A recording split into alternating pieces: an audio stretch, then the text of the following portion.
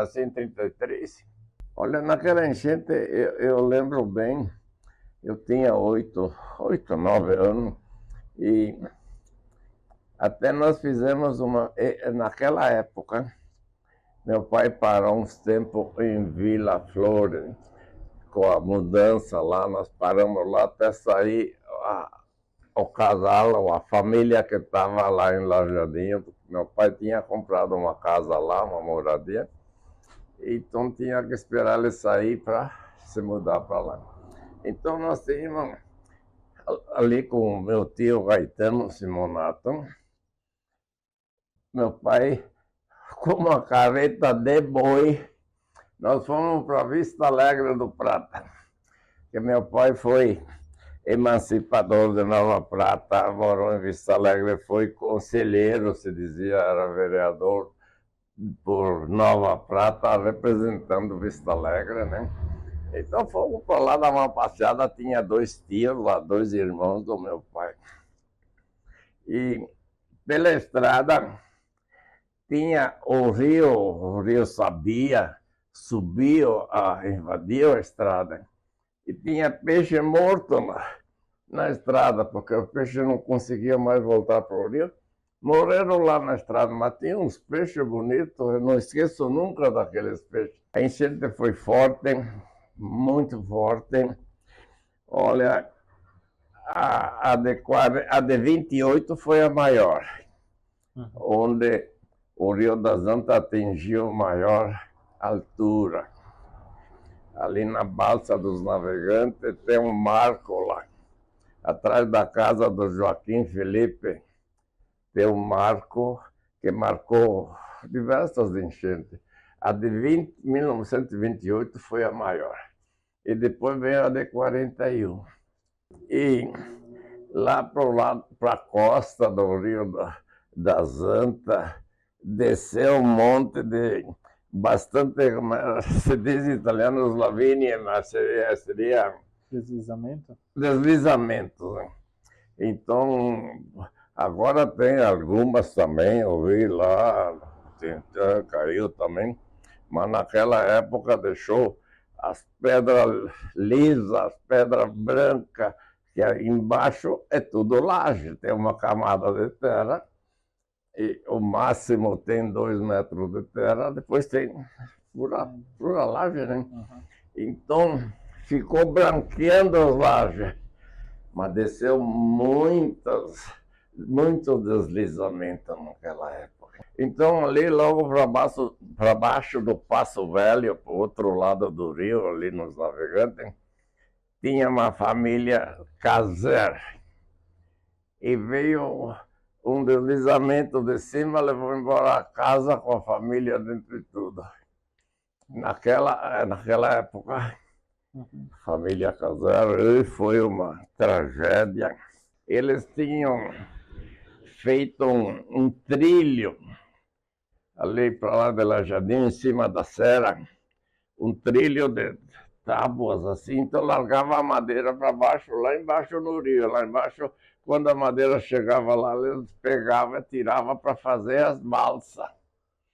As balsas era feita com 8, 10 quartéis, diziam.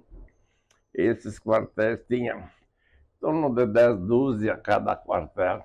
Então eu me lembro que nós fomos lá, olhava, os caras largar para baixo as tábuas naquele trilho, e lá embaixo tinha os que tiravam e faziam os quartéis e montavam as balsas e levavam para Porto Alegre. E tinha os práticos, né? Que comandavam os revés do rio, onde tinham o rio, fazia os contornos e tal, tinha que saber para guiar a balsa. O mais entendido era o Otaviano Cavedon. Otaviano Cavedon, que era morador de lá. Os 2 moradores principais eram o Joaquim Felipe, que seria o pai do falecido Cláudio Balutin. Ele tem um filho ainda aqui, o Cláudio Balutin. E o Cavedon, que tinha o Linton Cavedon, que parece que a esposa dele está ainda viva, a professora aqui em cima. e foi criado pelo Joaquim Felipe. É. Mas foi uma tragédia, viu? Foi uma tragédia. Com a caída, com a descida daquela casa, então foi que nem agora que estão se movimentando e tal, naquela época não tinha o, o, o, o contato assim, que nem hoje, telefone e coisa assim. Não tinha? Não tinha.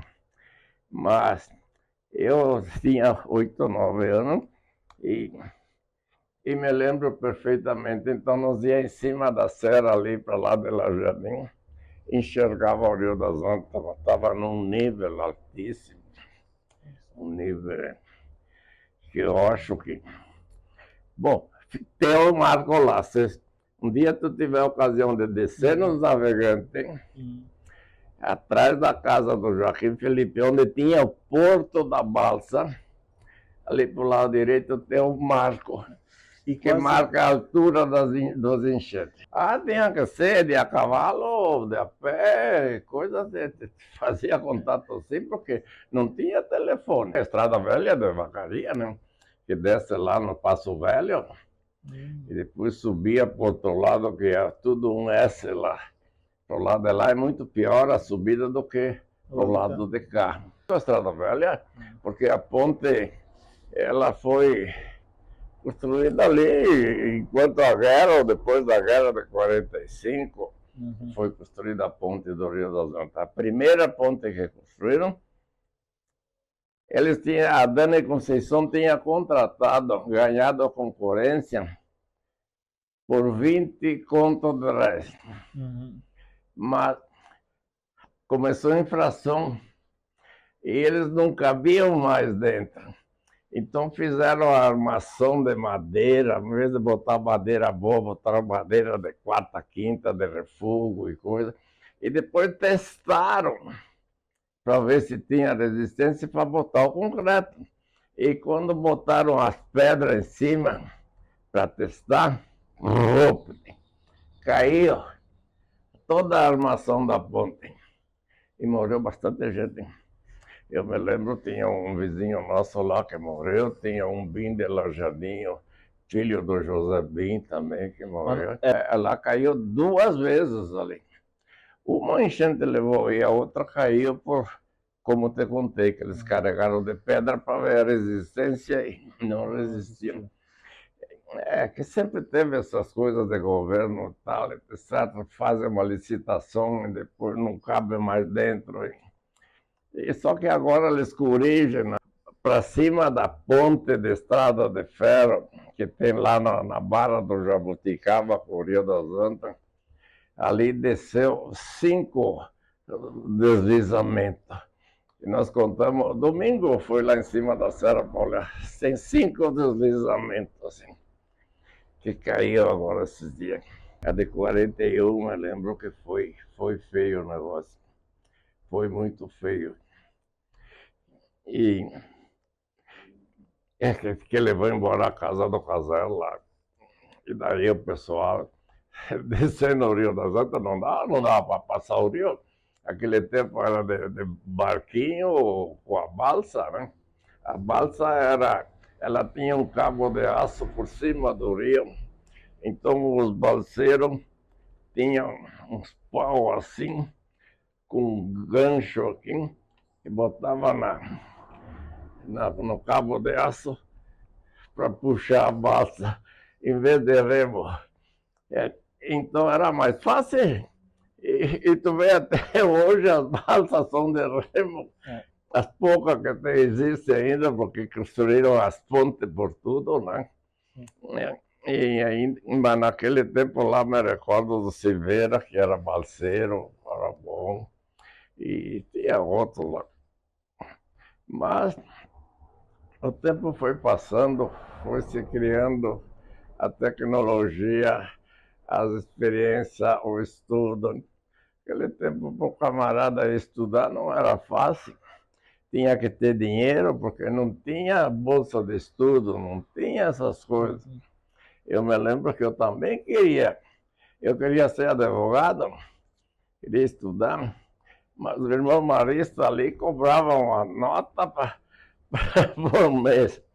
E não era fácil. E quem estava no interior, na colônia, o ganho era sempre foi o colono, sempre foi o cavalo de batalha, viu? Sempre carregou as coisas nas costas. O que estava na colônia nunca teve chance. Quando ia comprar, tinha que pagar o preço que os comerciantes pediam. Quando ia vender, quem fazia o preço eram os comerciantes. Então, o colono estava sempre ralado. E só que não tinha os contatos que temos hoje, né? Não tinha, assim, então não, se sabia assim, mas por pessoal, não por telefone, não por rádio, não por TV, não por nada. Assim, o padre dava alguns recados, mas... E a prefeitura também dava alguns recados. Alfredo Chaves era foi distrito de Lagoa Vermelha? Lagoa Vermelha. Depois emancipou-se Nova Prata. De Nova Prata já fizeram 5, 6, 7 municípios, que nem Santa Rosa. Santa Rosa era distrito de Santo Ângelo, e quantos municípios criaram lá. E trouxe para nós uma evolução tremenda, que foi muito bom. Antes se sabia com o radinho, as notícias. Me lembro do tempo da guerra de 45, então nós tínhamos um radinho desse tamanho, então a gente ficava de pé ali para escutar o que estava acontecendo naquela época. Teve aqui alguns militares, alguns que foram convocados para servir o exército. E foi uns foram para a guerra. Me lembro bem que foi um Piccoli e não sei quem. E de outro que foi chamado para ir e chegou no Rio de Janeiro. E daí começou a normalizar um pouco as coisas lá. Não foi para a guerra, foi o Silvério Simonetta, o pai do Claudio Honor lá da cantina. Certo. Ele chegou de ir até o Rio de Janeiro, mas depois de lá não foi para a guerra. Mas já tinham feito injeções, coisa preparado, porque eram preparados os soldados para ir para a guerra. Mas tinha os favor e os contra. Tinha os que defendiam a Alemanha e outros defendiam as Nações Unidas, o Brasil, afinal, que estava com o eixo. Mas tinha uns fanáticos do Hitler e tal, que ainda defendiam a Alemanha. Apesar que a Alemanha nunca fez nada para a Itália, que eu saiba, não. Sim. Pela história, nunca. Sempre foi o Hitler e o Mussolini que começaram a Segunda Guerra Mundial. E começaram juntos e depois se dividiram, depois brigaram entre eles. Sim. A Itália começou a guerra contra nós e depois virou a nosso favor e contra a Alemanha. Nós estávamos no Mato Grosso e de lá voltamos para cá e começamos a vender erva mate na região do Vale do Caí ali, tá? E nós ia com a erva e voltava com umas plantinhas, né? E daí começamos e voltamos um viveiro, tem um viveiro bom ali. Aí depois nós vendemos. Nós trabalhamos uns 20 anos com isso. Nossa. Nós voltamos do Mato Grosso em 86, porque daqui eu fui para 2 vizinhos no Paraná, depois fui para Cascavel, de Cascavel fui para o Mato Grosso. E do Mato Grosso eu voltei para a zona de fazenda, de lavoura e de gado. Eu fiz um pouco de tudo. Só trabalhei para os outros também, viu? Não fiquei rico. Mas valeu a pena a vida. Porque eu digo sempre o seguinte, que tudo e qualquer conhecimento, qualquer coisa, qualquer atividade que a pessoa consegue fazer, abraçar, defender, é bom. É um aprendizado na vida. Temos tanta coisa para aprender, eu aproveito, cada dia surge uma coisa nova. Então, sempre tem para frente coisas que nós temos não, deveríamos aprender. Deveríamos aprender, mas até a gente se acomoda hoje com a televisão, rádio, coisa aí.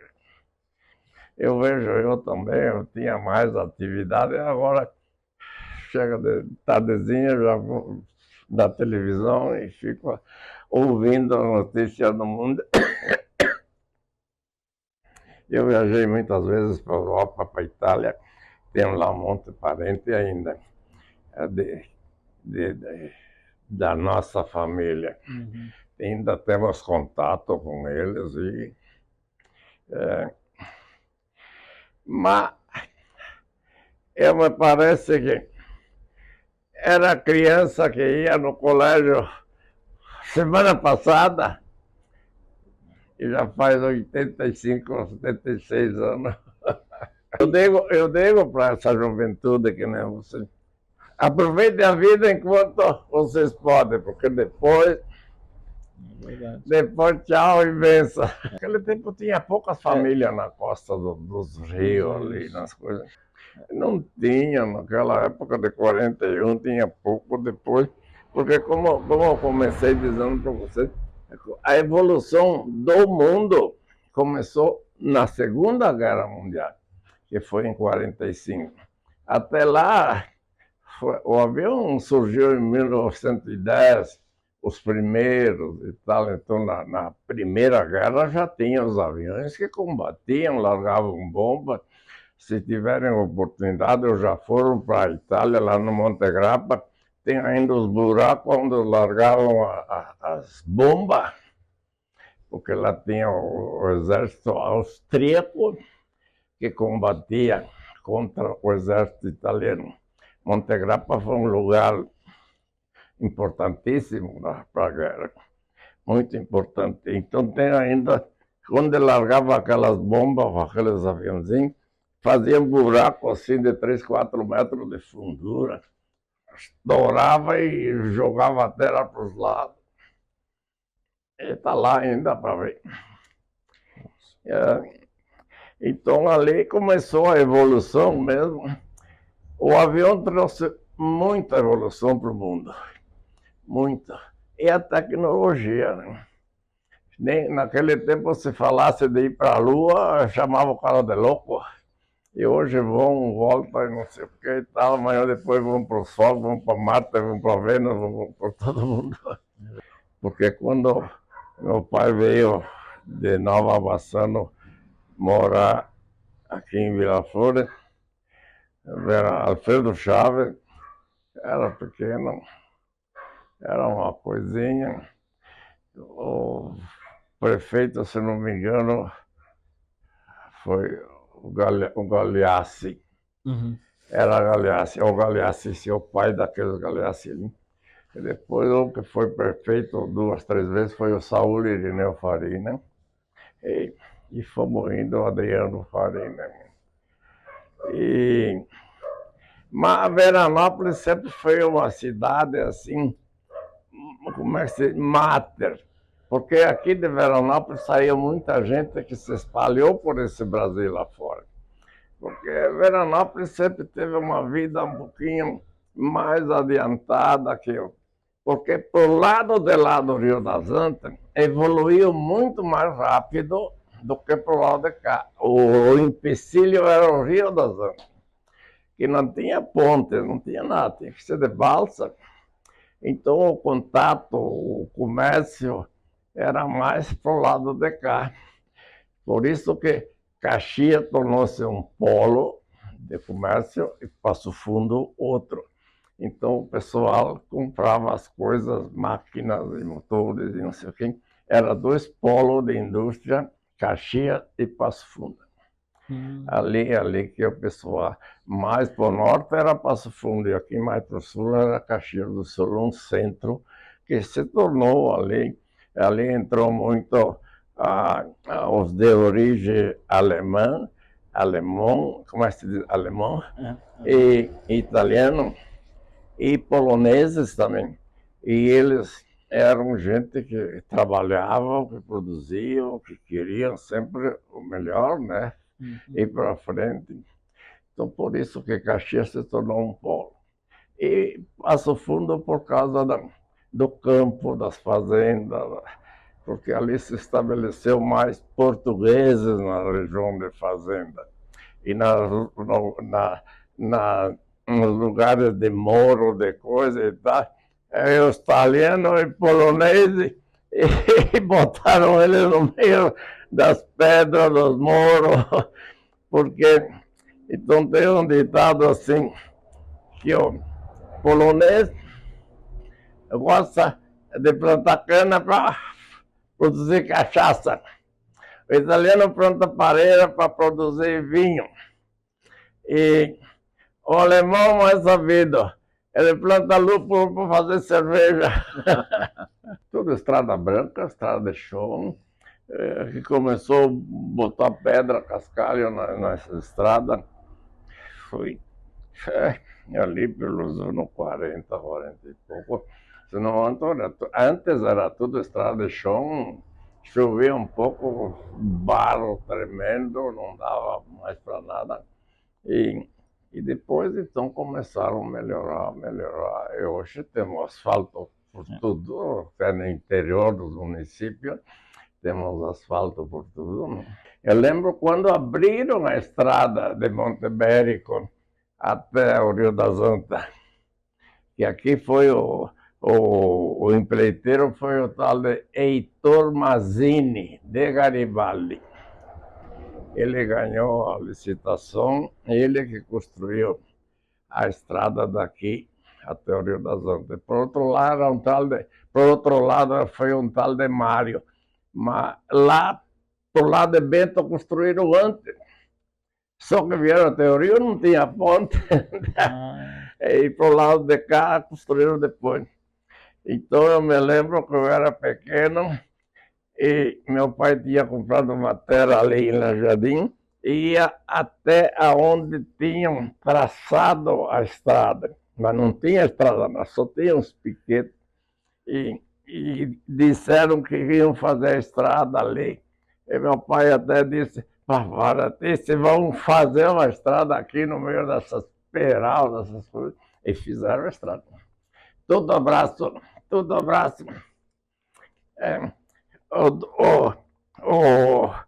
Os aços para furar a pedra, para depois botar dinamite, era assim, dois homens que virava e dois que batia com a vareta. Era pam. Então, os dois aqui para virar o aço, porque quando o buraco está com 4, 5 metros, não é fácil virar o aço que fura a pedra. E então precisava dois para virar e dois mareteiros. Fazia buraco de 5 metros. E ali na curva, lá embaixo, que ainda se chama curva do Carbonera, ele tinha uma ferraria, ele que temperava, batia os aços, temperava, dava o fio, quando construíram ali. Eu me lembro de tanta coisa que aconteceu naquela época. Que história, hein? Mas tudo é um aprendizado na vida. Vocês estão aprendendo hoje, amanhã depois os filhos, netos de vocês vão aprender e vão falar o que vocês faziam naquela época. Vão dizer, olha, eles andavam com uma máquina ali que tinha o motor na frente de gasolina, com coisa. Eles vão falar isso de nós. Me acredita que vão falar. Porque a tecnologia está tão avançada no mundo que vai vir coisas assim que a gente nem sonha.